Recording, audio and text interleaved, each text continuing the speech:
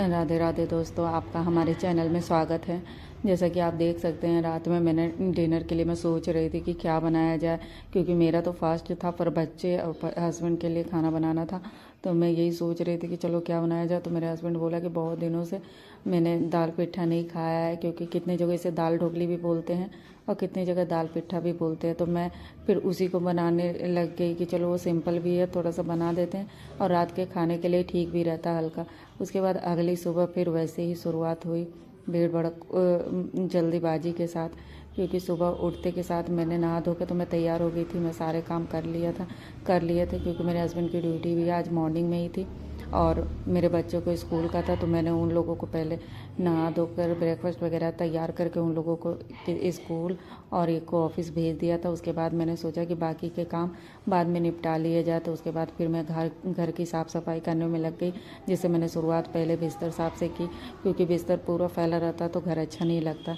तो मैंने पहले बिस्तर को क्लीन किया, जैसा कि आप देख सकते हैं। उसके बाद फिर मेरी नज़र बेटी के टेबल पर गई, क्योंकि वो रात में इस पर बैठकर अपने स्कूल का प्रोजेक्ट तैयार कर रही थी। जैसा कि आप देख सकते हैं, पूरा उसने ही में पूरा कचरा फैला रखा था। पूरे एक को टेबल को फैला के वो नाइट ज़्यादा हो गई थी, उसने छोड़ दिया। मैंने बोला कि रहने दो, मैं सुबह साफ़ कर देती हूँ। फिर वही सुबह मैं उसके पूरे को साफ़ सफाई की और जैसे इसमें अपने सारे सामानों को उसने रख रखा है। उसके बाद मैंने उसके टेबल की साफ़ सफाई करने के बाद मैं भी थक गई थी पूरा।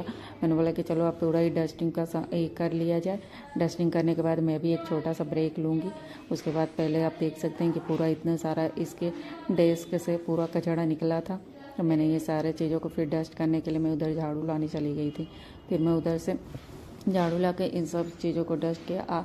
बाकी आप भी बताइएगा, सभी बच्चों के घर में तो इतना थोड़ा बहुत तो होता ही रहता है। बच्चे घर में ना रहे तो भी अच्छा नहीं लगता, और खेलते कूदते तो ये सारी चीज़ें फैला ही देते हैं। तो ये तो रोज़ का हो गया। और स्कूल में प्रोजेक्ट वगैरह होती है तो ये सारे चीज़ भी, कागज़ फॉर्म वगैरह, इन सब का काम इस्तेमाल ज़्यादा होता है, तो उसमें कटिंग से कचरा हो ही जाता है।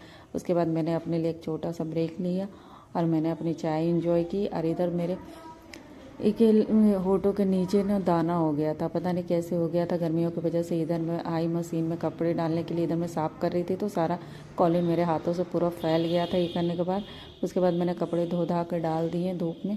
उसके बाद मैं भी सोची कि थोड़ा सा मैं भी सनलाइट ले लूँ, इसलिए मैं भी बैठ कर सनलाइट लेने लग गई। और यहाँ पर पूरे सूर्य की रोशनी मेरे आँखों पर ही पड़ रही थी। मैं जितना भी बचना चाह रही थी मैं बच नहीं पा रही थी, पूरी रोशनी आँखों पर ही लग रही थी। फिर मैंने वहाँ से थोड़ी देर बाद फिर मैं कमरे में आ गई और उसके बाद फिर मैं बुक्स पढ़ने लगी। मुझे बुक्स पढ़ना बहुत पसंद है, क्योंकि बुक्स में फ्री टाइम में जब भी रहती है तो मैं बुक्स पढ़ती हूँ, क्योंकि मेरी रोज़ की आदत है। पर मुझे कम से कम जिस दिन टाइम नहीं भी मिला तो भी मैं आधा घंटा के लिए बुक्स पढ़ती हूँ। और इसके बाद ब्रेक में थोड़े बहुत कुछ चीज़ें भी इस्तेमाल करती हूँ खाने के लिए। फिर यहाँ मैंने लंच भी तैयार कर लिया था।